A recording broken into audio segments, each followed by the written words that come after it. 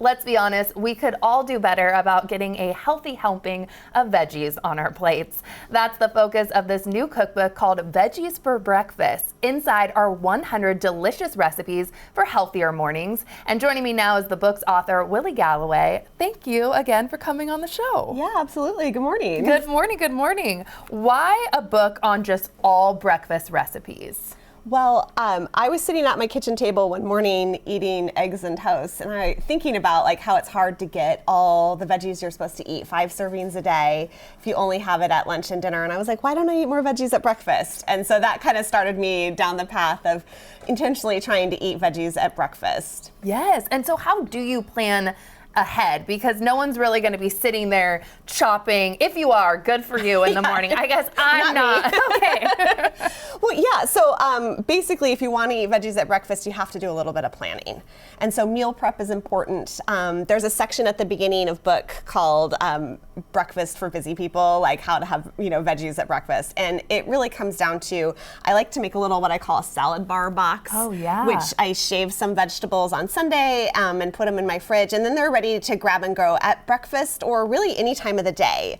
If you have veggies that are ready, then you'll eat them. Definitely. So what are your favorite recipes in the book that you would say are really good for that busy person that needs meal prep options? Yeah, so there's some sheet pan recipes where you're basically just roasting a bunch of vegetables, and then they're so versatile. You can put them on ricotta toast, which we're going to make later.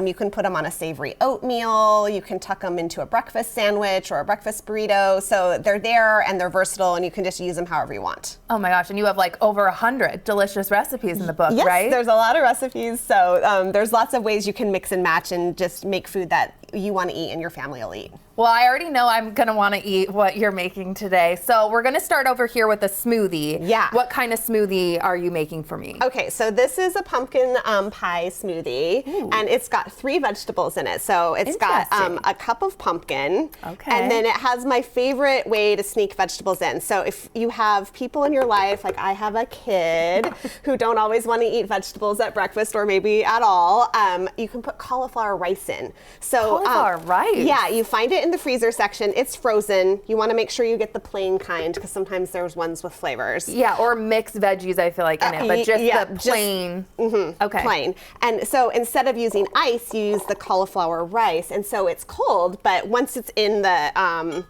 in the smoothie, you can't taste it. So it's got a cup of pumpkin, a half cup cauliflower rice, a quarter cup of chopped carrots, a frozen banana. Okay. So if you ever get bananas that are just getting too ripe, you can just chop them up and put them in the freezer, and then they're nice for smoothies. Again, they make it cold. And then there's 2 dates. Dates, yum. For some sweetness. And then I'm going to just put in, it says a teaspoon, so I'm just going to put a little splash in. You're an expert. Of vanilla. You can do a splash. And then a tablespoon of maple syrup if you want a little bit sweeter. Oh, wow. I can tell this is like fall smoothie. Yeah, perfection. Total small smoothie vibes, and then some Northwest hazelnuts. Oh. And then in the book, there's a recipe for pumpkin pie spice, a homemade version, but you can also just use store-bought if you need to. Yeah, no need to make it if you don't want to. And because of your Vitamix, you don't need to chop up the nuts. Everything can just be thrown in there, which is dump and go. Yeah, yes, literally dump and go. So I'm just gonna. And then is there milk or anything else that goes in there? Yes. I was like, I don't know. I mean, there's what a cup is that? and a half of milk. I'm using oat milk, so this Oat milk. is dairy-free. But you could use regular milk or whatever almond milk tickles your fancy. Yeah. And then you're just going to want to blend it until it's completely smooth. So it'll take about, like a minute or so. Oh, so you'd let that go, but I made one. Power here. of TV. I'm gonna try it. I would love to. Okay, let's dive in. Yeah. So it's really pumpkin pie-ish. You can make it the night before. How so does it's just that ready to have go. 3 veggies in there? Right? Yeah. I'm shook. That tastes like just the inside of pumpkin pie. That's delicious. Yeah. So it's nice. It's nice for people who want something sweeter in the morning, not a savory. Oh my gosh, so in. Okay, and you're also making a toast with me today, so I gotta save this for later. I'll put this back here.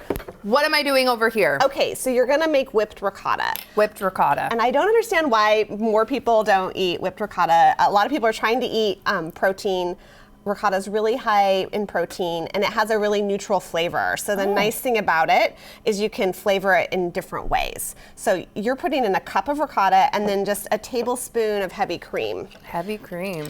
And then I already know I'm gonna love this. Right? Okay. But you said high in protein, Yeah, so I feel good about it. And they have, different fat levels of ricotta depending on what you want. So we're gonna just... And I'm not putting in salt or seasoning or anything in it yet. Yeah, not yet. The different brands of ricotta can really vary in their saltiness. So whip it up first, and then we'll taste, and you can add salt. Pulse or just on? On. Woo-hoo!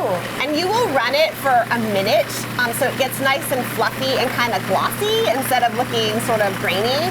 And then, once it's all whipped up, then you can choose how you want to flavor it. Okay, follow your own adventure. How does this one go? Yeah. It's a puzzle. Leave it to the pro.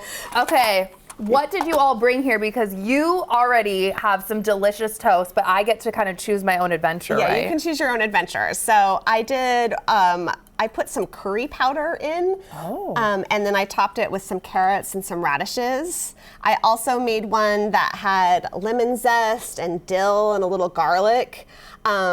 And then I put some tomatoes with a little bit of extra crunchy chili crisps, which is nice. You could mix in harissa, za'atar, garam masala. If you want something that's a little bit sweeter, I like lemon and honey. And you can actually cut up tomatoes and stone fruit, like in the, it's a little late now in October, but in September, August, some nectarines and some peaches and tomato slices with a little bit of basil over honey lemon ricotta is delicious. So it's super nice. You can whip the ricotta on Sunday, you can chop up some veggies, and then all you have to do in the morning is make toast. Yeah, and then you can, usually I spend, like $20 on a toast like this. I would save so much money if I could just make it ahead on Sunday.